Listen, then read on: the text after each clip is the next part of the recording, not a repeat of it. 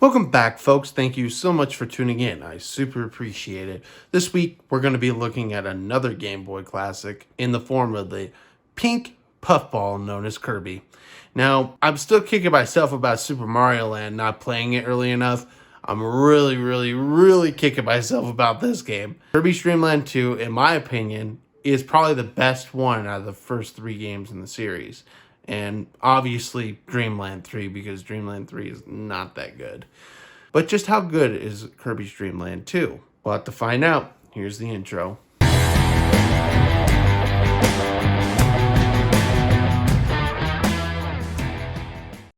Well, first off, as far as the development goes for Kirby's Dreamland 2, I honestly couldn't find that much.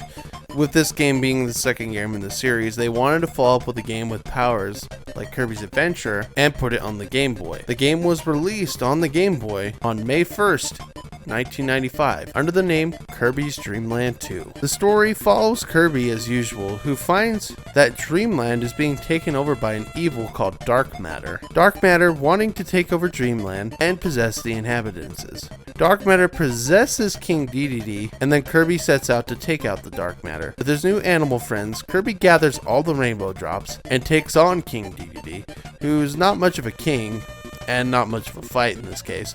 Kirby kicks his butt, and after getting all the rainbow drops, grants Kirby the Rainbow Sword to take out the Dark Matter. Kirby defeats him and the game ends with the credits rolling. For the channel, yes, the story is typical for Kirby, but as far as where Kirby was back in the day, I really do feel like they tried something different this time. And this is really the only time to do this because the Fetcher shows up in literally every other game. Dark Matter is annoying, and I don't like that he shows up in every game. He's become the bad guy like Bowser or Ganon at this point. But for now, this is a nice change, at least for this game. Well, I mean, the story works for the time it was actually sent out, but this story is very typical as you're going to see going on forward with Kirby. Dark Matter is there, he takes over Dreamland, and then Kirby has to save Dreamland from Dark. It's kind of dumb, and I'm not really a big fan of it, but for the time period, I do feel like it is actually a pretty good story. Well, gameplay-wise, it's Kirby, except it's the origins of Kirby's powers. There are only 6, and they're typical for a Kirby game. You have Shock, Cutter, Ice, Fire, Needle, and Parasol. Oh, and the Rainbow Sword, which, by the way, if I get any comments on how I got the names wrong, what I say is, I really don't care, so shove it.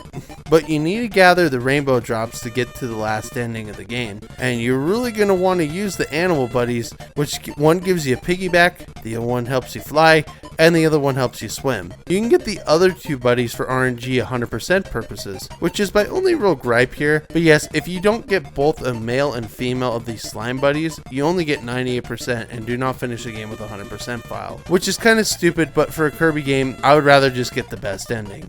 But the way that the animal buddies are helpful is combining an animal buddy with an ability helps you gain access to those rainbow drops. Honestly, there are some hard ones to get, but I do like this method as there are only really 6 in the game. And they're not too crazy as balls to get. And really, it's well designed with the technology in mind. Control-wise, it controls a ton like the previous entries in the series.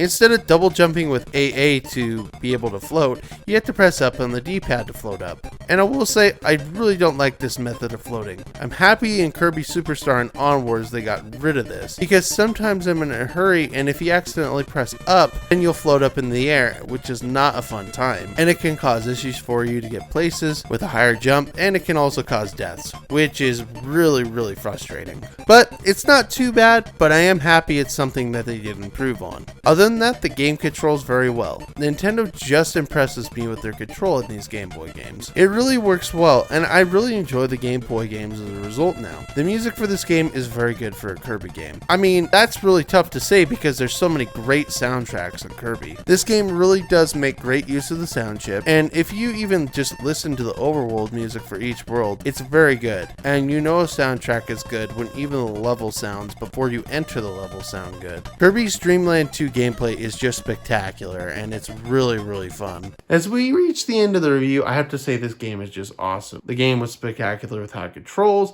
and with all the power-ups you get. I know there's only 6, but man, they really are actually some of the best in the series. I do wish they would have brought in like Sword or something like that, but we would just have to wait till Kirby Superstar in order to get certain ones like that. But going up with this one, this has to now be one of my top 3 favorite Kirby games of all time, and I think it deserves to be on that pedestal.